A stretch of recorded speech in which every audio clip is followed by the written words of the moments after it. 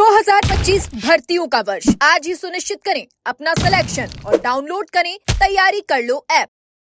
भजनलाल सरकार के लिए इस समय एक भर्ती सबसे बड़ी टेंशन बनी हुई है और वो भर्ती है एसआई भर्ती। आपको बता दें कि साल 2021 में आयोजित हुई इस भर्ती के शुरू से ही पेपर लीक के बड़े आरोप लगे, लेकिन तत्कालीन कांग्रेस सरकार ने इस भर्ती पर कोई ध्यान नहीं दिया और इस भर्ती की प्रक्रिया को जारी रखा।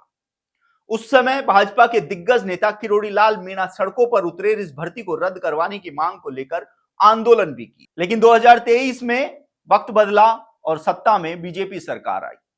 बीजेपी सरकार ने आते ही इस भर्ती की जांच के लिए एसआईटी का गठन किया। इसके साथ ही एसओजी को फ्री हैंड भी दिया कि इस भर्ती में जितना भी फर्जीवाड़ा हुआ है उसको उजागर किया जाए।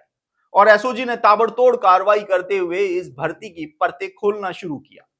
50 से ज्यादा ट्रेनी एसआई गिरफ्तार हुए। आरपीएससी के 2 पूर्व सदस्य रामूराम रायका और बाबूलाल कटारा की गिरफ्तारी हुई। पेपर लीक माफिया में शामिल पेपर गिरोह के कई सरगना भी इस भर्ती में गिरफ्तारी हुई, लेकिन नतीजा ढाक के 3 पात।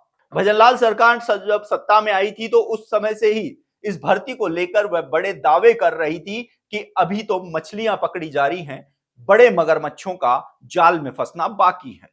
लेकिन जैसे जैसे वक्त गुजरा वैसे वैसे सरकार के तेवर भी नरम पड़ते हुए नजर आए और आखिरकार यह भर्ती पहुंच गई हाईकोर्ट।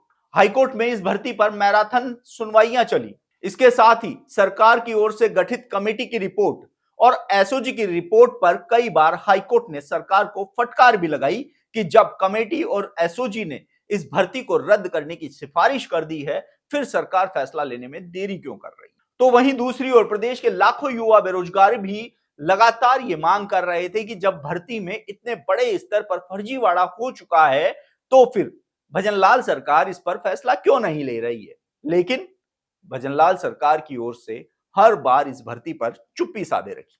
वो नेता जो ये बड़े बड़े दावे कर रहे थे कि इस भर्ती में बड़े स्तर पर फर्जीवाड़ा हुआ है और जल्द इसके भाग्य का फैसला होगा, वो बाद में ये कहते हुए नजर आए कि मामला कोर्ट में विचाराधीन है और इस पर कोई भी टिप्पणी नहीं की जा सकती है। हालांकि कोर्ट में जो ट्रेनी एसआई का पक्ष था वो भी पहुंचा।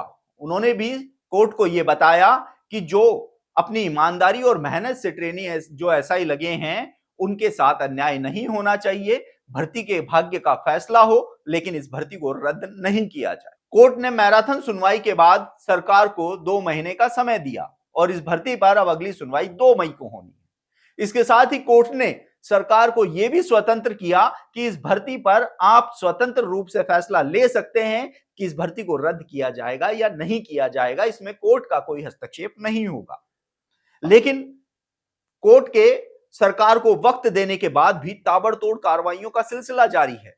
अब तक इस जो मामले में लगभग 40 के करीब ट्रेनी एसआई को बर्खास्त कर दिया गया है, क्योंकि उनको एसओजी ने गिरफ्तार किया था, चाहे वो डमी अभ्यर्थी हो या पेपर लीक के मामले हो, जिसके चलते उनको बर्खास्तगी का जो आदेश है वे जारी हो चुके। ऐसे में अब युवाओं को फिर से उम्मीद जगी है कि ताबड़तोड़ कार्रवाइयों के बीच लाखों युवा बेरोजगारों को सरकार राहत देगी।